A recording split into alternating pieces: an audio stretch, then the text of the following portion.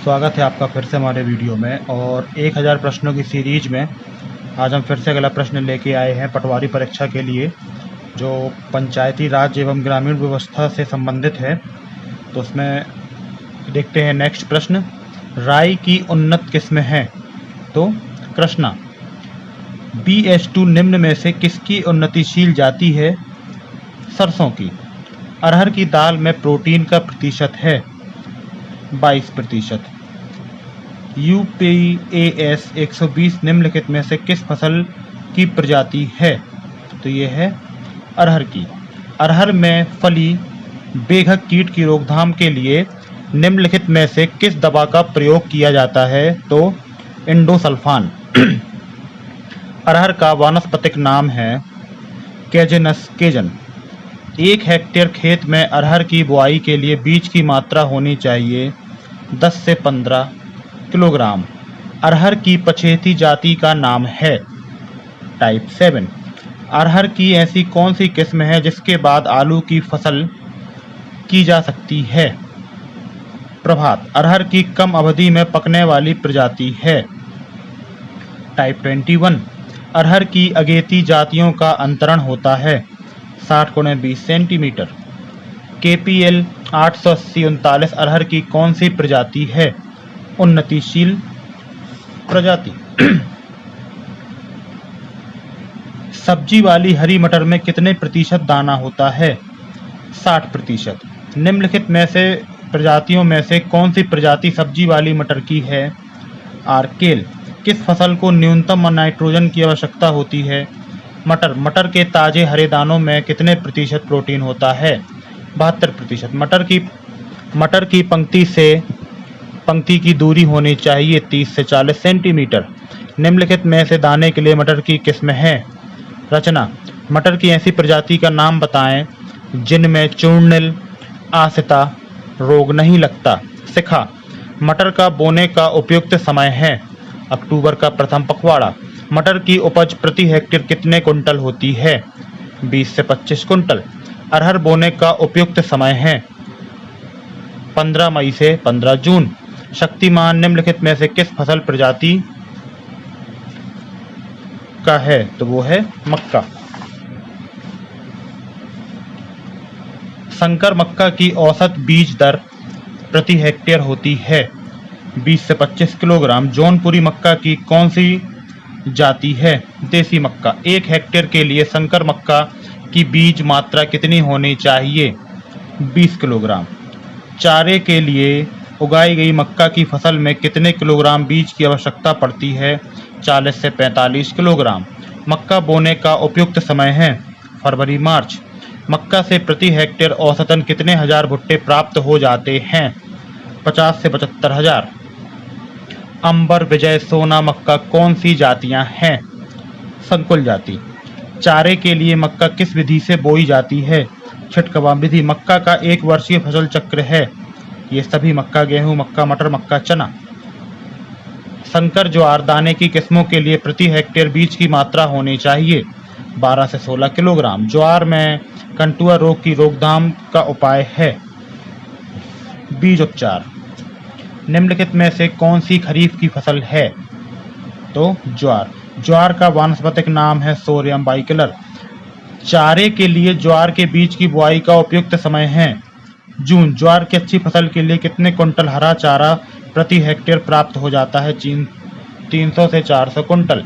1 hectare खेत में ज्वार की बुआई के लिए बीज मात्रा कितनी होनी चाहिए? 12 से 15 किलोग्राम।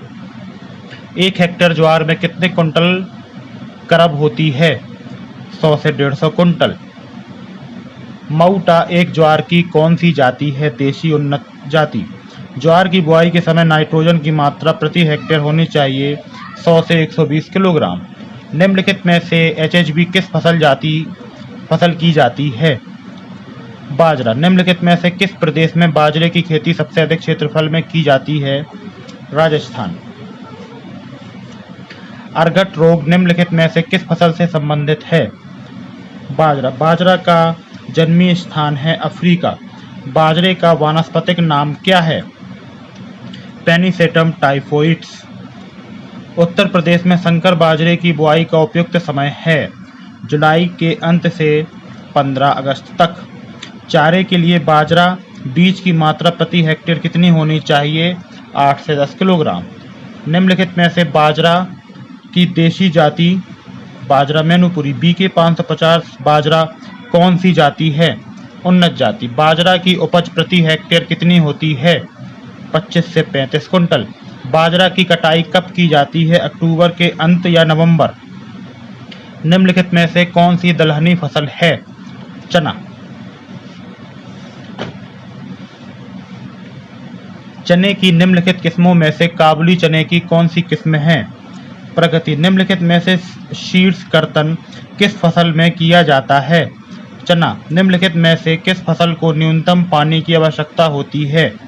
चना। चने की ऐसी किस्म कौन सी है जिसमें उगता रोग नहीं लगता है? अवरोधी। काबुली चने की बीज दर कितनी होनी चाहिए? 80 से 100 किलोग्राम। फली बेधक कीट के नियंत्रण के लिए प्रयुक्त वायरस का नाम क्या है? NPV। चने की बुआई के लिए देशी हल से कितनी जुताई करनी चाहिए? 2 से 3। चने की बुआई का समय है 15 से 30 अक्टूबर। चने की पौधे से पौधे की दूरी कितने सेंटीमीटर होनी चाहिए? 15 से 18 सेंटीमीटर। मूंगफली का जन्म स्थान है ब्राजील। इनमें कौन तिलहनी फसल है? मूंगफली। निम्नलिखित में से कौन सी फसल भूमि के अंदर तैयार होती है? मूंगफली। टिक्का रोग किस फसल से संबंधित है? मूंगफली। मूंगफली के दाने में प्रोटीन की मात्रा कितने प्रतिशत होती है? 25 से 33%। मूंगफली के दाने में तेल की मात्रा कितने प्रतिशत होती है? 45 से 50%। उत्तर भारत में मूंगफली की बुआई का समय है 15 जून से 15 जुलाई। एरेकिस हाइपोजिया किसका वानस्पतिक नाम है? मूंगफली का। फैजपुर 1 से 5 जाति कितने दिनों में पककर तैयार हो जाती है? 90 से 110 दिन। मूंगफली का द्विवार्षिक फसल चक्र है मूंगफली, अरहर, गन्ना। 3 ऋतुओं में उगाई जाने वाली फसल है कपास। दिव्यमुखी निम्नलिखित में से किसकी संकर प्रजाति है? सूरजमुखी। निम्नलिखित में से सूरजमुखी की उन्नतिशील जाति है बादशाह। हेलिएंथस एनुअस किसका वानस्पतिक नाम है? सूरजमुखी का। सूरजमुखी के दाने में कितने प्रतिशत तेल पाया जाता है? 40 से 45%। जायद में सूरजमुखी की बुआई का समय है 15 फरवरी से 15 मार्च। खरीफ में सूरजमुखी की बुआई का समय है जून से जुलाई। सूरजमुखी में पंक्ति से दूरी कितनी होनी चाहिए एक दूसरे में? 50 से 60 सेंटीमीटर। 1 हेक्टेयर के लिए कितने बीज की आवश्यकता होती है सूरजमुखी के? 8 से 10 किलोग्राम। सिंचित क्षेत्र में सूरजमुखी की कितने कुंटल प्रति हेक्टेयर पैदावार होती है? 15 से 20 कुंटल। निम्नलिखित में से कौन सी दलहनी फसल नहीं है?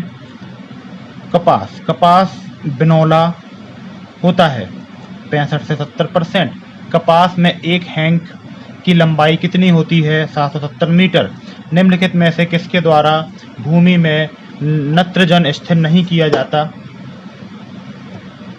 तो कपास लोहित प्रजाति है कपास की। कपास में ओटाई प्रतिशत होता है 20 से 37। अमेरिकन कपास बोया जाता है 15 अप्रैल तक। औसतन कपास में रुई का प्रतिशत कितना होता है? 30 से 35%। देसी कपास में पौधों की दूरी कितनी होनी चाहिए? 60 से 30 सेंटीमीटर। 1 हेक्टेयर के लिए देसी कपास की बीज की मात्रा होनी चाहिए 15 से 18 किलोग्राम। H14 कपास की कौन सी जाति है? अमेरिकन कपास। उन्नतिशील जातियों से लगभग कितने कुंटल प्रति हेक्टेयर कपास प्राप्त हो जाती है? 30 से 35 कुंटल। शरदकालीन गन्ने की बुआई की जाती है अक्टूबर में। वसंतकालीन गन्ने की प्रति हेक्टेयर बीज दर है 60 से 70 कुंटल। गन्ने में कोल्हू द्वारा निकलने वाली रस की प्रतिशत मात्रा होती है 56%। गन्ने में चीनी की मात्रा पाई जाती है 10 से 11%। गन्ने की बुआई के लिए उपयुक्त तापक्रम 28 से 33 सेल्सियस।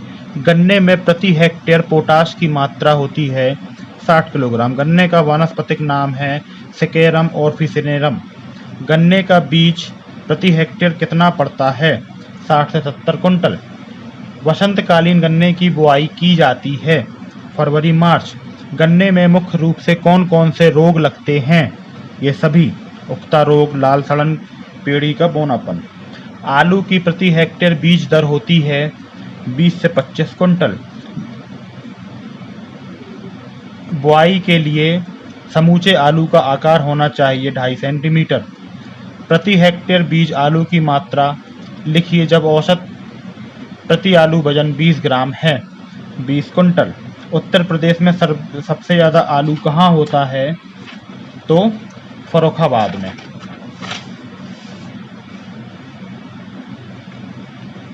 आलू की खेती के लिए भूमि का पीएच मान कितना होना चाहिए? 6.65। सामान्य आलू कितने दिन में अंकुरित हो जाता है? 6 से 7 दिन। आलू की मध्यम जाति कौन सी है?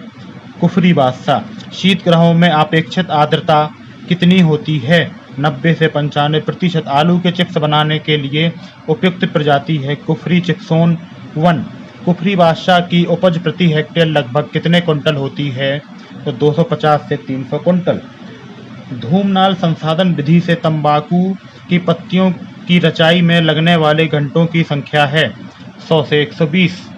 तंबाकू की खेती के लिए निम्नलिखित में से कौन सी मिट्टी अधिक उपयुक्त होती है? लोना मिट्टी। प्राइमिंग निम्नलिखित में से किस फसल से संबंधित है?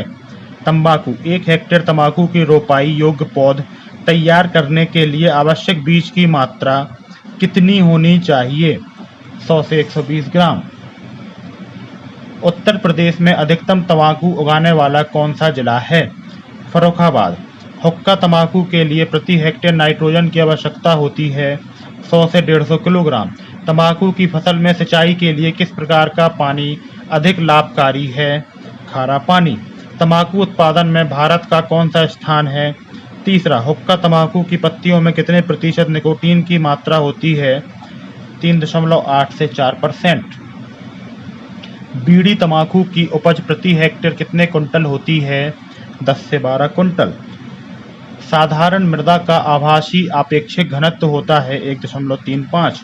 मृदा कणों के आकार को कहते हैं मृदा संरचना। पौधों की वृद्धि तथा विकास के लिए उपयुक्त मृदा संरचना है कणिकामय। भूमि में कौन सा जल पौधों के लिए उपयोगी होता है? केशिका जल।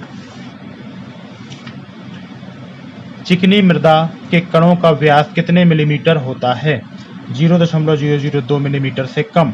दानेदार संरचना में रंध्रावकाश कितने प्रतिशत होता है? 78.58। बालुई मृदा में कौन सी संरचना होती है? एक कणीय संरचना। मृदा के 1 माइक्रोन कितने मिलीमीटर से छोटे कणों को मृदा कोलाइट्स कहा जाता है? 0.001 मिलीमीटर।